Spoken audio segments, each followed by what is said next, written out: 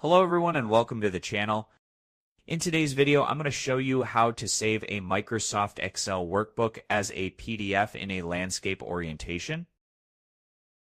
This is a simple process that can help improve the readability of your printed spreadsheet.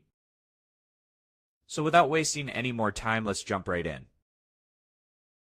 First, just simply open your Excel workbook and then click on the File tab at the top left-hand corner from the menu. And then just simply select Print.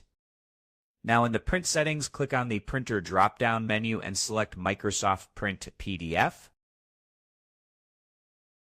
This will tell Microsoft Excel that you want to save your file as a PDF. Now just locate the orientation option and then click on the drop-down menu and select Landscape. This will set your PDF to a landscape orientation, as you can see. Once your settings are configured, click on the Print option. And now Excel will prompt you to save to a desired location. Just simply choose whichever location you want. Like for example, desktop, then add a desired name.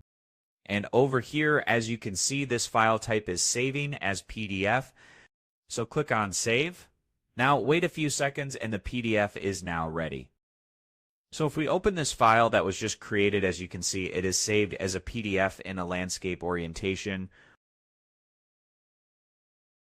So that's it. Your Excel workbook has now been saved as a PDF in landscape orientation. I hope you found this video helpful. If you did, please give this video a thumbs up, share it with your friends, and subscribe to the channel for more helpful videos.